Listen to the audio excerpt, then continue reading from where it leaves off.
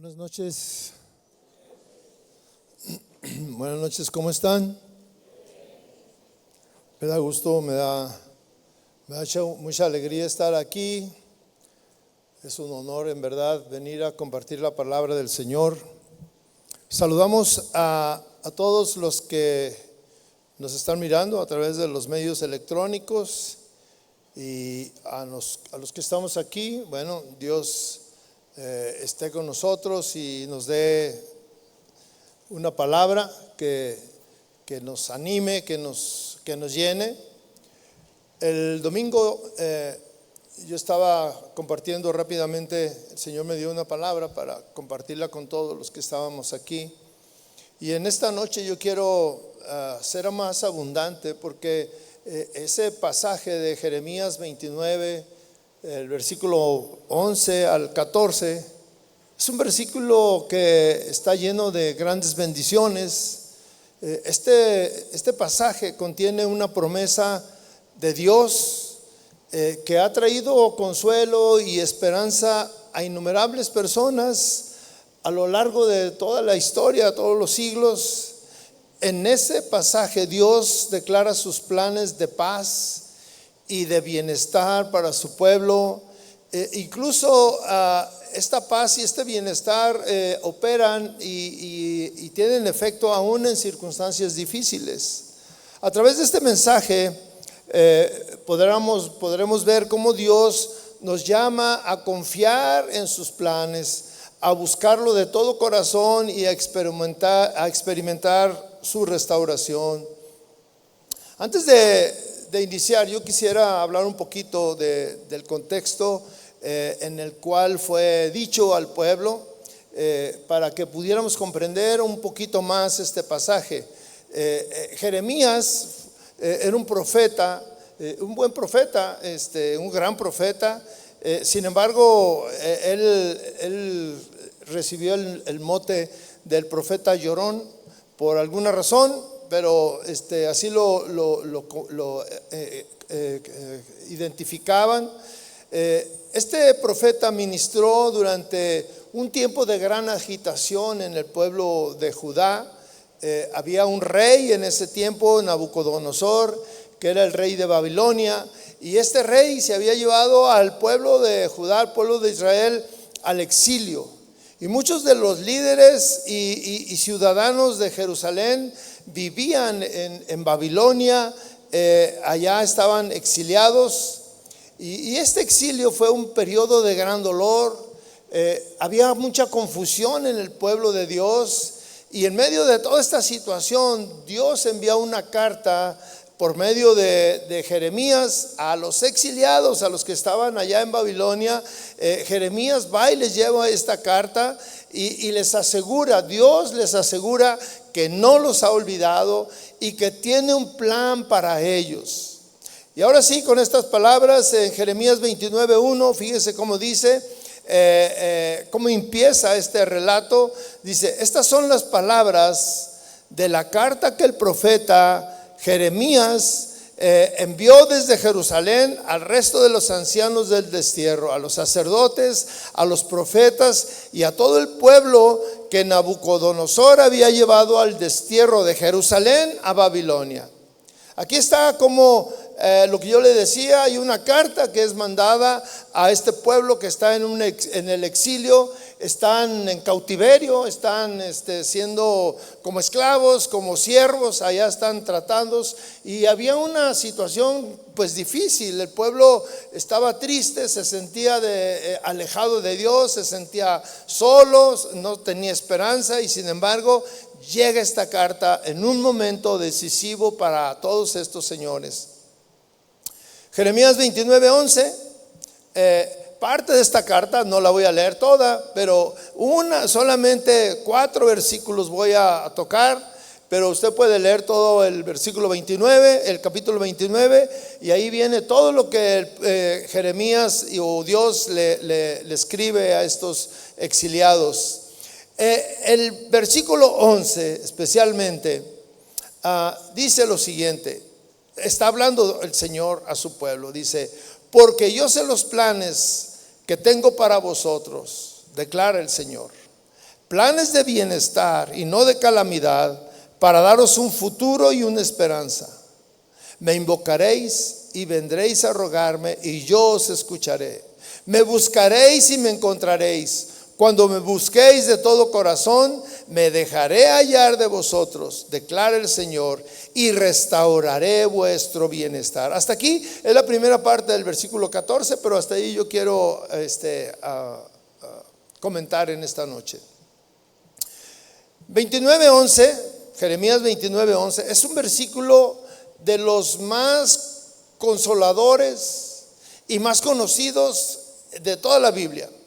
En este pasaje vemos cómo Dios se dirige al pueblo de Israel que se encuentra en el exilio, en una situación que está marcada por la tristeza, por la incertidumbre, por el dolor de haber sido desarraigados, que se los llevaron a ese lugar en contra de su voluntad, obviamente. Sin embargo, en medio de esa adversidad, Dios envía este mensaje cargado de esperanza. La promesa de Dios que le da a este pueblo es: porque yo sé los pensamientos que tengo acerca de vosotros, dice Jehová, el versículo 11. Y son estos pensamientos, dice, son pensamientos de paz, no son pensamientos de mal. Y son pensamientos para daros el fin que esperáis. Este pueblo esperaba un fin, tenía una idea, aunque fuera remota, aunque no la vieran cerca, este pueblo esperaba algo. Es importante reconocer que estas palabras fueron pronunciadas a un pueblo que se sentía abandonado, sin rumbo, y preguntándose si alguna vez volverían a experimentar el favor y la bendición de Dios.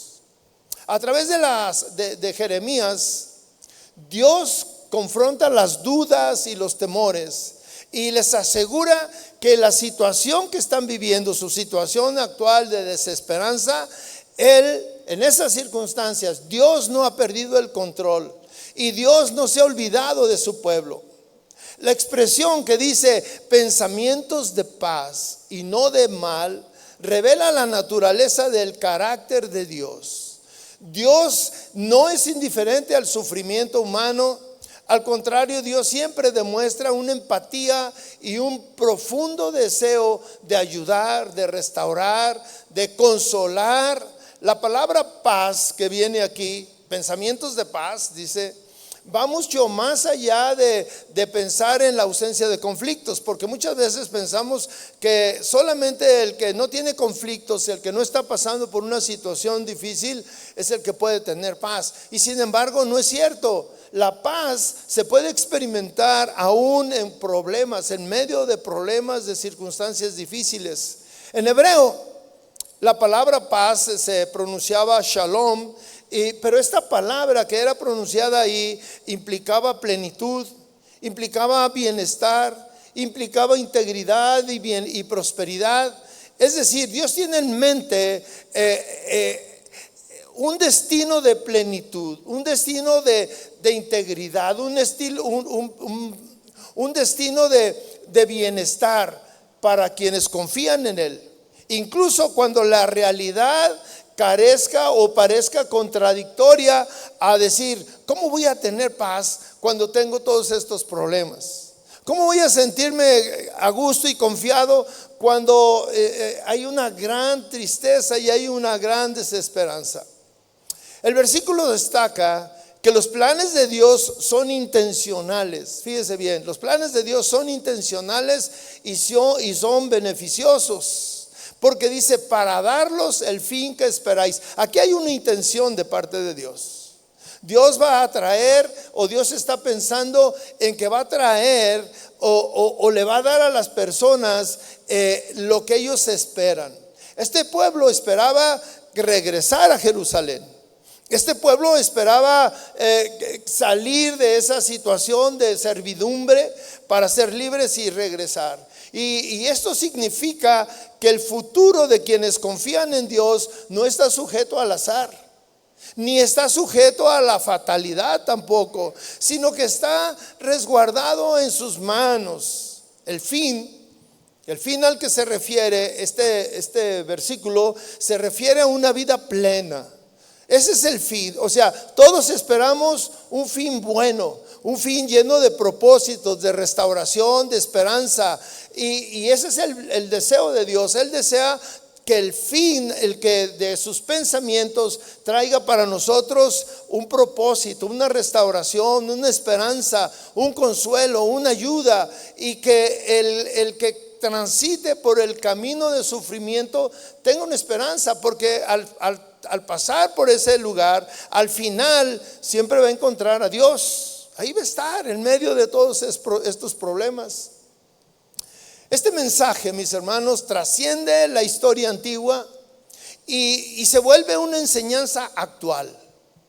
Pues nos recuerda que en medio de las pruebas y de las incertidumbres que nosotros estemos viviendo, nosotros podemos confiar en Dios, porque en medio de la prueba y de la incertidumbre, Dios está obrando con amor y con sabiduría. Así como en la carta Dios le dice a Israel que deposite su confianza en Él, en su promesa, creyendo que aunque no siempre entendemos el presente, no siempre entendemos lo que está pasando, Dios está ahí. Y a nosotros nos dice que de la misma manera como el pueblo de Israel, él esperaba un fin feliz. Todos nosotros siempre esperamos un final feliz, un final donde haya restauración, un final donde se acaben los problemas, venga la prosperidad o la salud, o salgamos de esa situación de tristeza o de angustia. Siempre esperamos el bien, y los planes que Dios tiene para nosotros son planes así, de bien. Hay una respuesta del pueblo. Después de que escuchan este versículo, estas palabras que Jeremías les manda a este pueblo, en el versículo 12 es fundamental, porque ahí revela un proceso de transformación que inicia con la interacción entre la promesa divina y la respuesta humana. El llamado a invocar, a orar, no es un simple acto religioso, mis hermanos, porque aquí hay un llamado de Dios a orar. Y esta oración o este acto no se refiere a un acto religioso, sino es una invitación a establecer una conexión personal, una conexión dinámica con Dios. Este versículo destaca la importancia de un diálogo espiritual. Entonces me invocaréis, dice. Aquí hay algo muy interesante. Dice: y vendréis y oraréis a mí y yo los oiré. Aquí lo que estamos leyendo es algo que nos debe de motivar, de llenar, de conducir.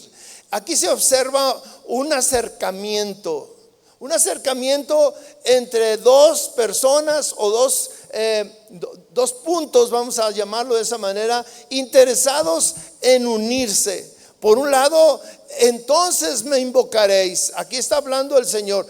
Ustedes tienen la necesidad. Cuando estén en medio de esos problemas, entonces me invocaréis. Y luego dice el Señor: y vendréis y oraréis. Y luego viene la parte de Dios: y yo los oiré. ¿Sí? Aquí hay una conexión entre los dos. No hay una situación de permanecer pasivos. No hay una intención de renegar, de desilusionarse, sino al contrario. La invocación en el contexto bíblico implica mucho más que pedir ayuda. Es reconocer la sabiduría divina, es reconocer la cercanía de Dios con nosotros. Es expresar un deseo honesto de entablar una relación con Dios. El acto de venir a Dios sugiere dejar atrás la indiferencia, o dejar el distanciamiento, o tomar decisiones conscientes de buscar un encuentro con Dios. Y este encuentro o este ambiente o esta acción se centra en la oración. Entonces dice, esta oración se va a convertir en el canal por medio del cual la persona expone sus temores, La oración es el canal por el cual nosotros expresamos nuestros anhelos y expresamos gratitud. Y entonces se abre un espacio para la restauración interior. El versículo enfatiza la disposición de Dios para escucharnos. Entonces yo los oiré, dice la palabra. Está hablando Dios directamente. Cuando Él ve esa disposición en nosotros de buscarlo en oración, de que se convierta eso más allá de un acto religioso, más allá de palabras que se repiten y se repiten y se repiten siempre, sino que aquí se hace algo muy diferente. ¿A alguien se le ocurrió llamarme a esta hora?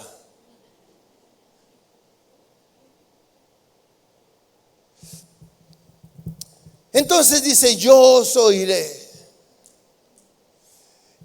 Hay un deseo de Dios de escucharte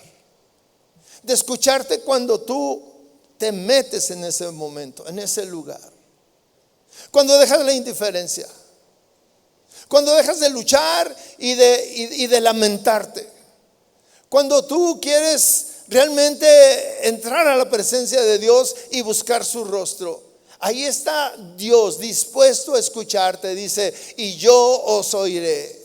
No es un Dios lejano el que tenemos, no es un Dios indiferente, sino que es un Dios que siempre está atento a las necesidades de nosotros. Él está atento a nuestras luchas. Él conoce nuestras luchas, Él conoce nuestros problemas, Él conoce tal vez nuestras debilidades.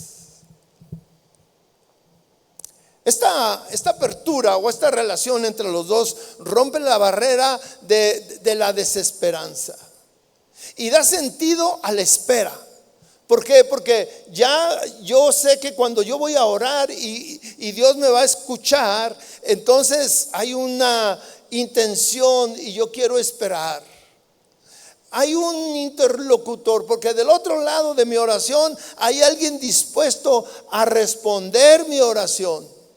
Y hay alguien dispuesto a restaurarme. Este llamado a la oración refuerza la identidad del pueblo con la fe. Porque cuando nosotros oramos, estamos manifestando lo que creemos, lo que esperamos, y estamos manifestando que hay un Dios vivo. No es en vano cuando nosotros nos metemos a orar. No puede ser en vano.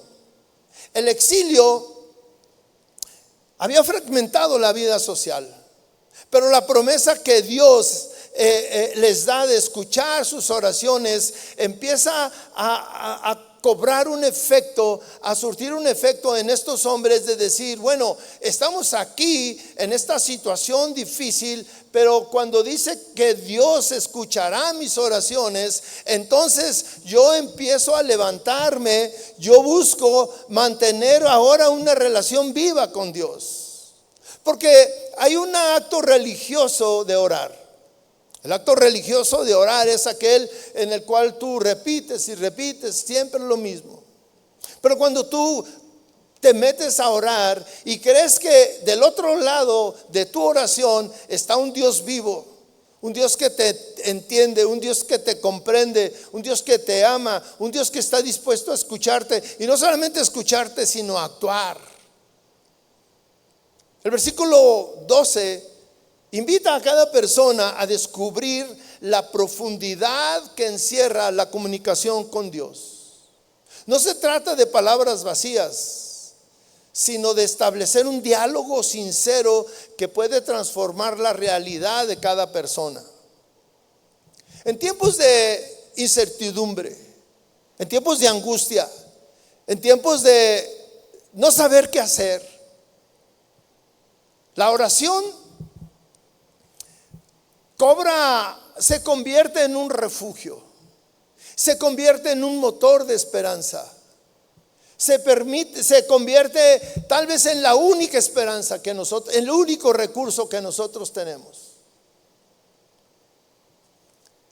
La oración se convierte en un refugio y le empieza a dar sentido y dirección más allá de las circunstancias adversas. Porque la oración es la manera, es el medio por el cual Dios te va a confortar.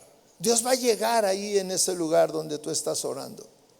Y te va a dar esa paz que tú necesitas. Y va a desarrollar en ti una fe madura. Esta fe madura activa la respuesta de Dios y desencadena un proceso de restauración. No solamente restauración externa, sino principalmente restauración interna. Cuando nosotros invocamos y cuando nosotros venimos a orar a Dios, la persona se abre verdaderamente y expresa lo que hay en su interior. Estamos preparando un evento que pronto les vamos a informar. Y cuando yo estaba platicando con uno de los colaboradores de este asunto, él me decía, ¿sabes de que los hombres parecemos muy duros? Pero todos tenemos la necesidad de ir delante de Dios y orar, y casi cuando somos tocados por Dios, estamos dispuestos a ponernos a llorar como niños. Y es que la oración es algo tan especial. Y cuando dice la palabra de Dios y cuando hay esa promesa de Dios, y yo los oiré. Me recuerda también a la oración de David. David, en medio de grandes dificultades, hace una oración en el Salmo 19, versículo 71, dice: bueno es para mí ser afligido. ¿Cuántos consideran esto bueno? ¿Cuántos le encuentran sentido y dicen, bueno para mí es ser afligido? Así como llamando, yo quiero ser afligido, quiero ser afligido. No, David no buscó la aflicción, pero la aflicción llegó a su vida. Y cuando está en medio de ella, David dice, bueno es para mí ser afligido, porque aprendo tus estatutos. Y hay una versión que dice, porque busco tu ley. ¿Sí? En la Nueva Traducción Viviente dice lo siguiente: el sufrimiento me hizo bien, porque me enseñó a prestar atención a tus decretos. ¿Sí? ¿Y cómo lo aprendió? En el sufrimiento buscó a Dios. ¿Sí? El versículo 13 dice, me buscaréis y me hallaréis, porque me buscaréis de todo vuestro corazón. Aquí hay otra situación. Este versículo encierra una de las promesas más profundas de la cercanía y de la reciprocidad divina. La cercanía que nosotros buscamos con Dios y cómo Dios de manera recíproca responde a esa intención de buscarlo. Me buscaréis y me hallaréis, porque me buscaréis de todo corazón. Aquí hay una intención muy profunda. La declaración no solo es una invitación, sino es una garantía. Quien realmente busca a Dios con sinceridad y entrega absoluta, seguro lo encontrará, porque esa es la promesa de Dios. Me buscaréis de todo vuestro corazón.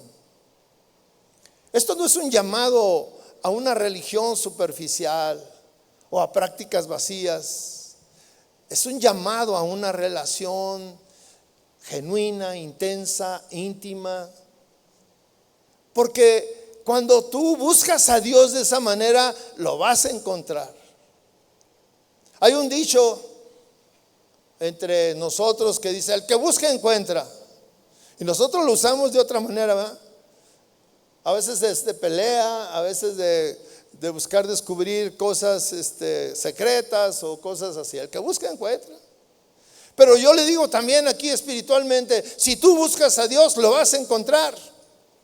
Dice, buscar a Dios de todo corazón implica mucho más que cumplir con rituales externos o con pronunciar palabras piadosas.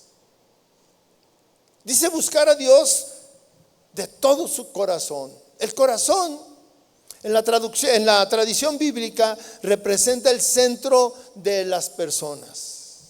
Ahí está la sede de los pensamientos, los deseos, los anhelos, la voluntad. Por lo tanto, cuando tú buscas a Dios con todo tu corazón, implica o involucra la totalidad de la persona. Implica las emociones, implica la mente, implica y está llena de acciones. En esencia, es una rendición interior, es una disposición a dejar a un lado el orgullo, la autosuficiencia, las distracciones, para volvernos hacia Dios. También es un énfasis de una búsqueda apasionada.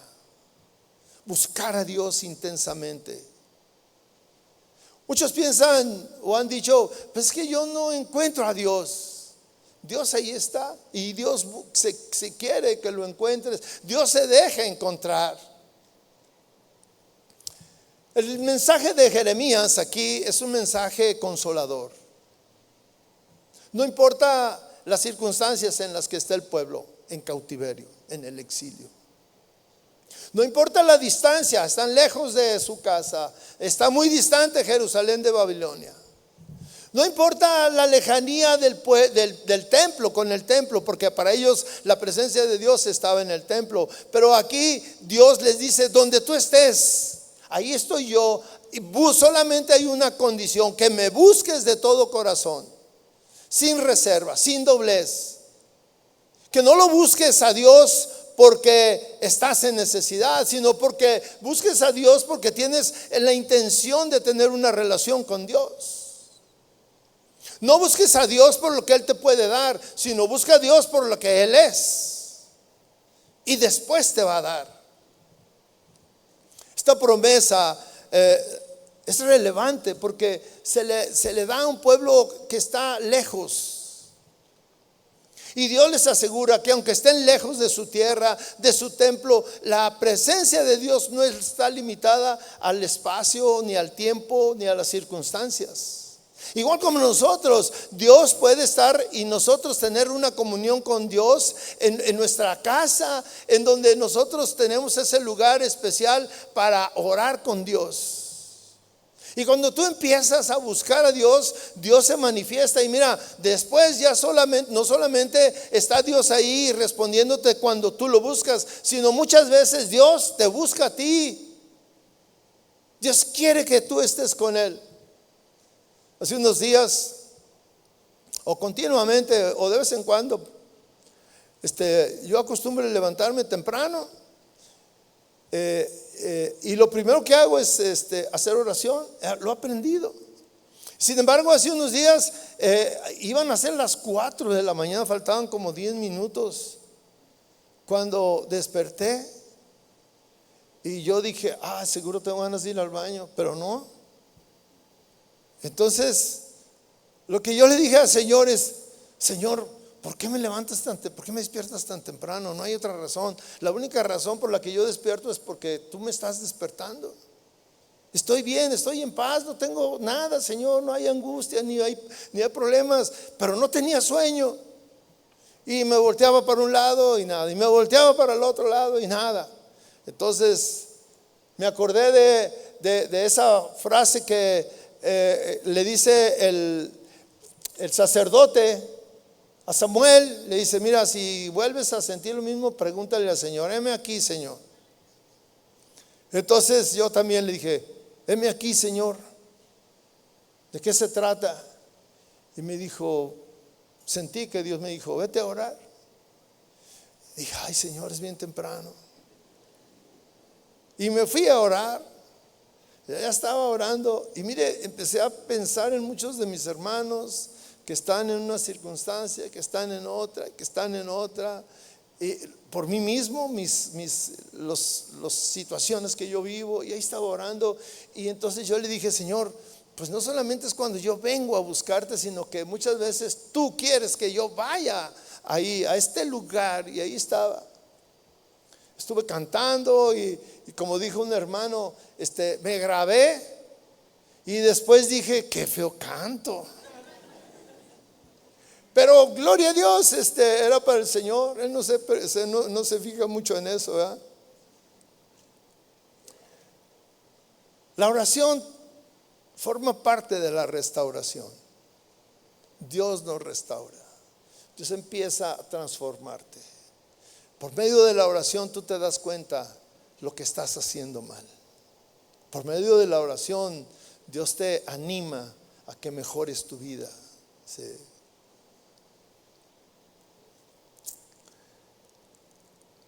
La promesa de restauración la encontramos en la primera parte del versículo 14. Y seré hallado por vosotros, dice Jehová. Aquí hay una promesa de Dios. Dios dice, está prometiendo, y seré hallado por vosotros. Aquí hay una promesa de cercanía, una promesa de que tú puedes acceder a la presencia de Dios. Que se van a caer esas ideas de que Dios está distante, de que Dios no se deja encontrar. En el contexto original, estas palabras resuenan como una respuesta directa a una comunidad herida, a una comunidad dispersa, al pueblo que estaba allá. El pueblo que estaba ahí, usted puede, tal vez pueda imaginar ese pueblo ahí en cautiverio. Usted puede pensar que había una comunidad herida, lastimada, que se sentía abandonada, que sentía, pues no sentía esperanza porque estaba ahí de una manera en esclavitud. Y este simple mensaje va más allá de una simple declaración. Este mensaje expresa el anhelo de Dios, porque Dios anhela que lo busquen, y Él está esperando, y Él te da la confianza de que lo vas a encontrar. Seré hallado. No solo implica que Dios se va a dejar descubrir como un tesoro oculto, sino que significa que Dios está tomando la iniciativa. Dios está como, se pone ahí, como nosotros decimos, se pone de pechito para que tú lo encuentres. Porque lo que más anhela Dios es tener comunión con nosotros.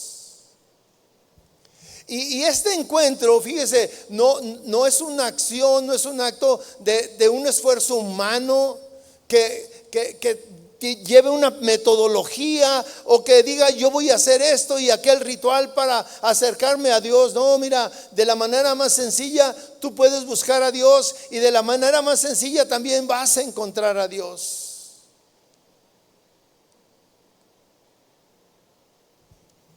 ¿Cuántos quieren encontrar a Dios? Dios no está lejano. Dios está más cerca de ti de lo que te imaginas. ¿Qué aplicación pudiéramos encontrar en estos versículos para nuestra vida? Estaba hablando de un tiempo donde estaban allá en Babilonia. Estábamos hablando de un pueblo que está en cautiverio. Pero nosotros, ¿qué nos dice esta palabra? Lo primero es que debemos de tener confianza en los planes de Dios. Yo tengo pensamientos para ti, dice el Señor. Yo tengo pensamientos de bien, pensamientos de paz. Tú te puedes imaginar que en medio de tus circunstancias Dios tiene pensamientos para ti, pensamientos de paz, de bienestar y no de mal. Sí. Incluso en medio de nuestras pruebas, que pudiéramos encontrar una similitud con las pruebas de este pueblo que está ya sufriendo, nosotros podemos estar en las mismas circunstancias, y de la misma manera Dios nos habla y nos dice: yo tengo planes de paz para ti, yo tengo pensamientos de bienestar para ti, no de mal. En medio de nuestras pruebas podemos tener la seguridad de que Dios está obrando y de que Dios puede obrar para bien en nosotros. Lo segundo que podemos encontrar también, aplicar a nuestra vida, es esa búsqueda de Dios. Dios nos llama a buscarlo de todo corazón. Dios nos llama a cultivar una relación profunda y sincera con Él. Dios nos llama a buscar a Dios confiado en que le buscaremos y le hallaremos. Porque ahí está Dios, es su promesa. También podemos encontrar que debemos de tener una oración persistente. La oración es una respuesta a las oraciones, a las promesas de Dios. Pero debemos ser persistentes en nuestra oración. Y no solamente debemos orar cuando necesitemos, sino debemos orar en todo tiempo. En todo tiempo debemos de buscar al Señor. No solamente cuando lo necesitas. Dios no es una llanta de refacción. La llanta de refacción ¿te acuerdas que traes una cuando se te ponchó la llanta? Mis hermanos, nos habla que debemos de tener discernimiento espiritual. En un mundo lleno de voces contradictorias, necesitamos discernir espiritualmente para conocer, reconocer la verdad de la mentira. Debemos estar anclados en la palabra de Dios. Debemos buscar su guía en todas las áreas de nuestra vida. Jeremías nos ofrece un mensaje de esperanza, un mensaje de restauración. Este mensaje no es para que se fue dicho hace miles de años, es tan actual como para aquellos tiempos.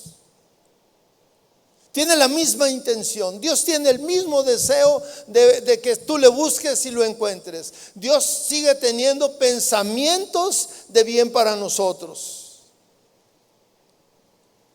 Le voy a contar una historia verdadera que sucedió el 4 de julio.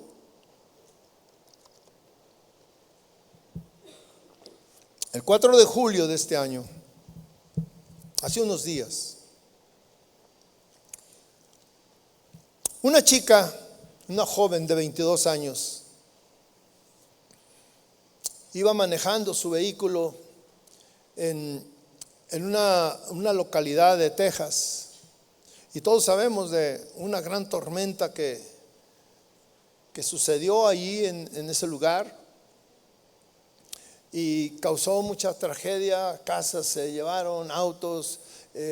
Había un campamento ahí, lo más sonado es un campamento un campamento de jovencitas y jovencitos cristianos, y llegó el agua de una manera intempestuosa y repentina y se llevó a muchos, los encontró durmiendo algunos, iba esta joven en su auto y cuando menos se dio cuenta, el río la jaló una corriente, se empezó a llevar su auto, ella adentro, y se la empezó a llevar ese río tranquilo que siempre corría por medio de la ciudad. En esta ocasión se llevó a todo lo que encontró a su paso.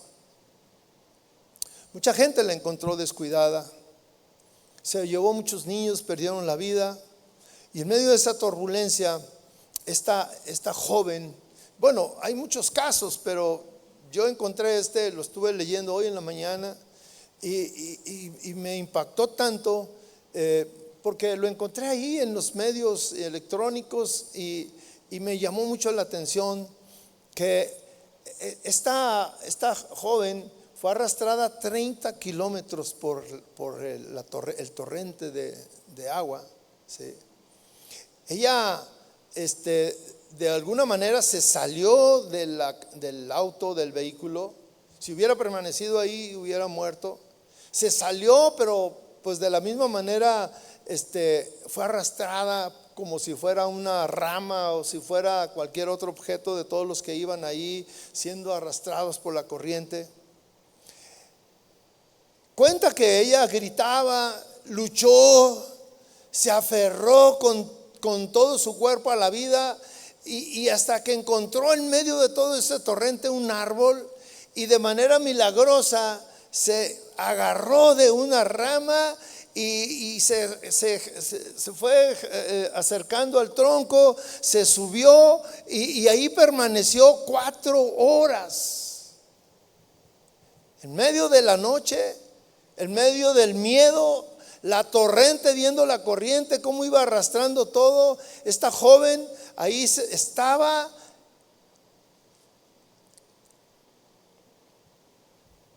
En medio de todo ese torrente, en un ciprés, pasó horas sin moverse, sin soltarse, con el cuerpo entumecido. Y un vecino por ahí escuchó los gritos, llamó a las emergencias y los rescatistas llegaron. Y ella estaba aferrada a la rama y trataban de quitarla y ella seguía aferrada, temblaba.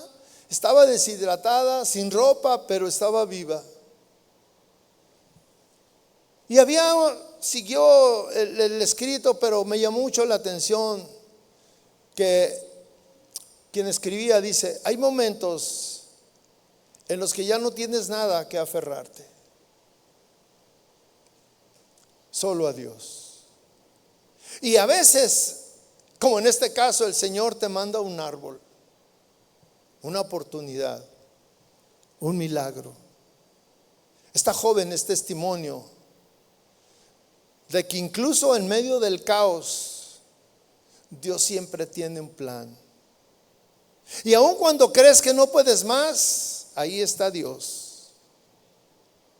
Él manda ayuda. A veces desde lo alto, a veces una voz, a veces desde la orilla, pero Dios siempre tiene un plan. Dios siempre tiene pensamientos de bien para nosotros, no de mal. Si tú crees que Dios estuvo con esa joven todo el tiempo, que nunca la dejó sola, puede ser pero si lo crees realmente, o sea, y que tú puedes decir, en medio de las circunstancias que yo estoy, tal vez no estoy siendo arrastrado por la corriente, tal vez no. Sin embargo, siento la misma desesperación, de la misma manera me siento solo, de la misma manera no sé qué hacer. 4 horas viendo el peligro. Dice que la torrente y lo que se encontró en el camino le fue desgarrando la ropa, el frío, el temor. Yo pensaba en el temor de estar ahí abrazada de una rama, siendo jalada por la corriente, confiando en Dios. Dios nos llama a confiar en Dios. Dice: me buscaréis y me buscaréis, y yo te escucharé. Yo escucharé tu clamor. Cierre sus ojos, hermano. Cierre sus ojos.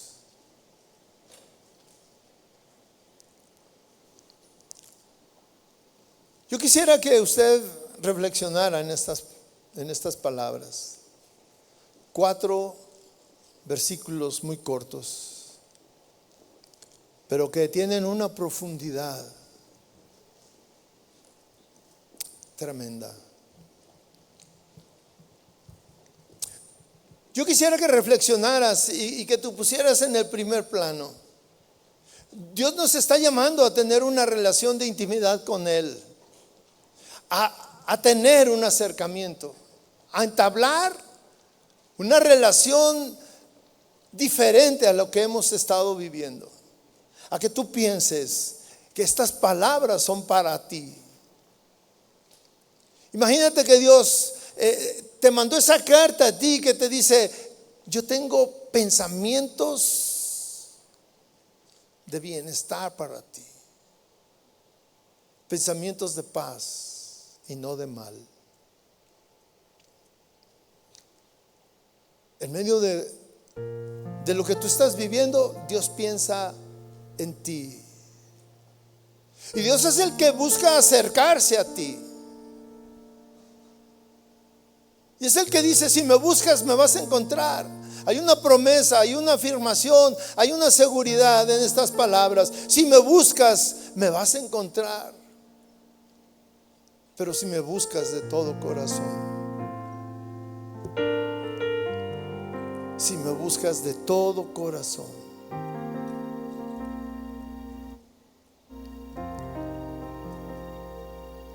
tú me hablarás y yo te escucharé. Tú me expresarás lo que hay dentro de ti y yo te voy a escuchar. Qué bendición cuando tú puedes entender esto y decir: Señor, tú te das cuenta de lo que estoy pasando. Entonces tú estás aquí dispuesto siempre y me estás llamando a que yo te busque con la garantía de que me vas a escuchar.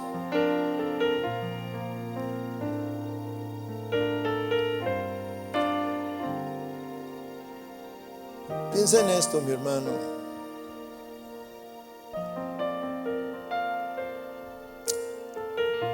Piensa en esto.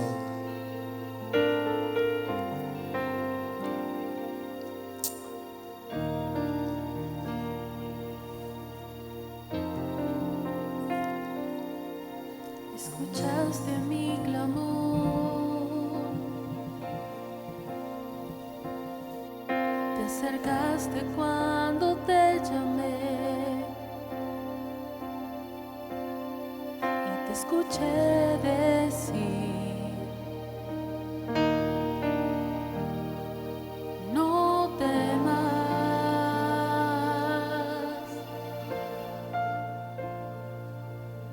Escuchaste mi clamor, te acercaste cuando te llamé y te escuché decir: no temas,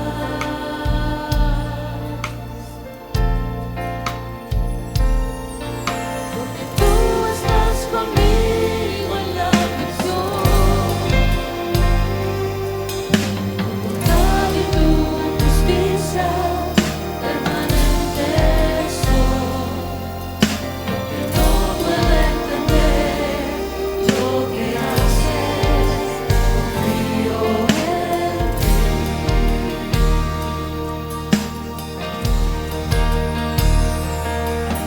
Todo lo que tú permites, sé que obra para bien. Cada madero que le queda no florezca. En la abundancia y en la escasez, en tiempos de dolor, levantaré mi voz con el aliento que me das, te cantaré.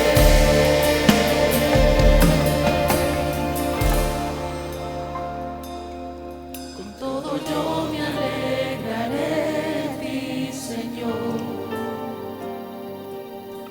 Cantaré por siempre de tu salvación.